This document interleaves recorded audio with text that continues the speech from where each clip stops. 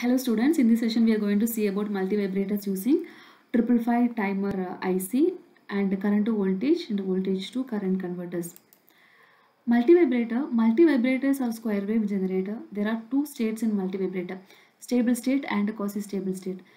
In stable state, the output can be either 0 or 1, but it will remain in same state until it receives the trigger signal. So whenever we apply trigger signal, then the state of the output will change from high to low or low to high. But in quasi-stable state, no need of trigger signal. Based on the charging and discharging time of capacitor, the output of the timer will be changing all the times. Next, there are two modes in a multivibrator, monostable mode and astable mode. In monostable mode, there is one quasi-stable state, one stable state. So in stable state, we need a trigger signal. Quasi-stable state, without trigger signal, the state will be changed. Next, astable mode. In astable mode, there is no stable state. Both are quasi-stable state only. So quasi-stable state 1, quasi-stable state 2. Now functional block diagram of IC 555 timer. This IC 555 timer is having 3 equal value 5K resistor and 2 comparator 1, comparator 2, 1 RS flip-flop, 1 discharge transistor. A discharge transistor, when the discharge transistor is on, capacitor connected across the discharge transistor will be discharged. When it is off, the capacitor connected across it will be charging. Hence it is called discharge transistor. Then you can see the pin here. First pin is ground, pin 2 trigger pin, pin 5 control pin, pin 6 threshold pin, 7 pin is a discharge pin, pin 4 reset pin, pin 3 output pin. So as I said, all the three resistor values are equal value 5 kilo ohm resistor. It is acting as potential divider. It provides upper threshold trip point is 2/3 VCC and lower trip point is 1/3 VCC.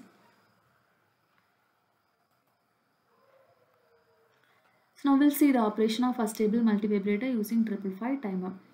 A stable multivibrator, I told, so there will not be any stable state. Both are quasi-stable state 1, quasi-stable state 2.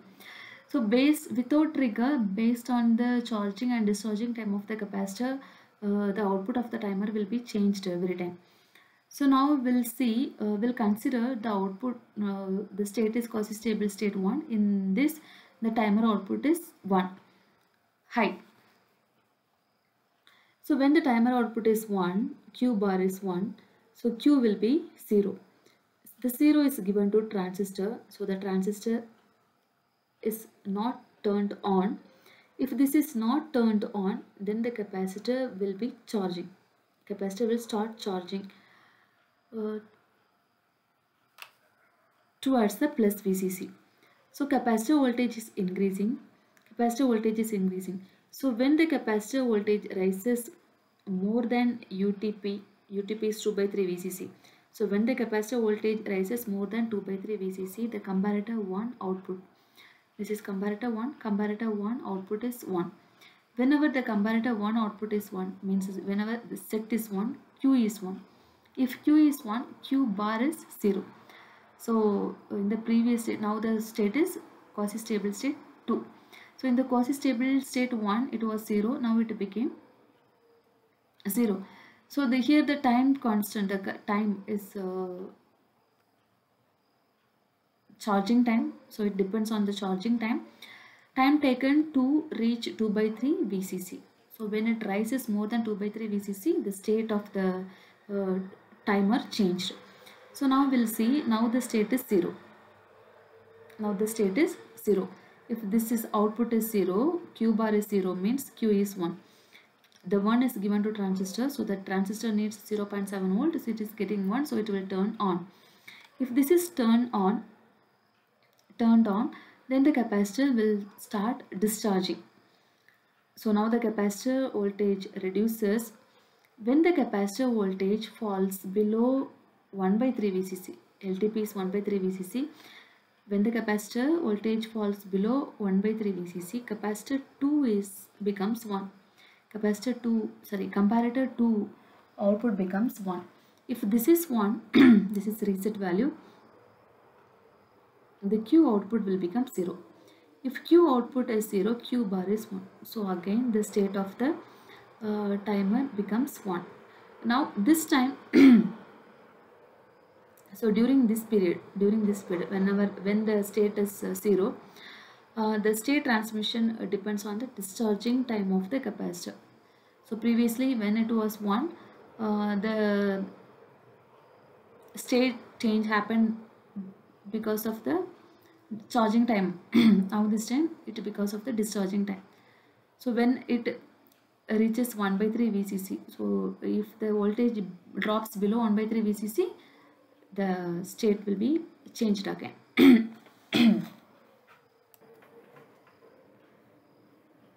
So this is the capacitor and output waveform. These are the capacitor and output waveforms. Next we will see about current to voltage converter. Current to voltage converter. So this is the circuit. The input is current. So you can see here the input is current input, output is voltage. So how to convert this current to voltage? See, the figure 1 can also be represented by using this figure. So here you can see the gain value, the voltage gain of the amplifier is given by minus RF by R1, minus RF by R1. So this minus RF, this is nothing but output voltage. R1 is nothing but input voltage. So we can write like this. Instead of RF by R1, we can write V out by V in. So now V out from this equation. So this is nothing but minus RF by R1.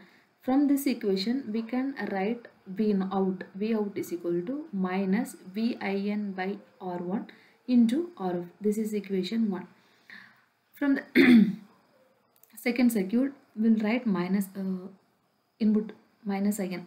Minus IN is equal to VIN divided by R1. VIN divided by R1. Now you can substitute. See, you can see IN is equal to VIN by R1. So in the place of first equation, VIN by R1 can be replaced with IN. So minus V out is equal to minus in IN into RF. So here the input current is converted to output voltage. The applications are it is used in digital to analog converter, sensing current from photo detector. Next one is voltage to current converter. See, the input is voltage and output is current. This is also called transconductance amplifier. The previous one is also called transimpedance amplifier. This is transconductance amplifier. So to this circuit we can apply KVL and check. If you apply KVL, minus VIN minus V out into R1 is equal to 0. V minus VIN is equal to I out into R1. So from this equation we can calculate I out is equal to VIN by R1. So from this equation we can find that the voltage is converted to output current. The applications are DC and AC voltmeter. It is used in DC and AC voltmeter. It's used in LED, Zener diode tester, everywhere. Okay, that's all. Thank you.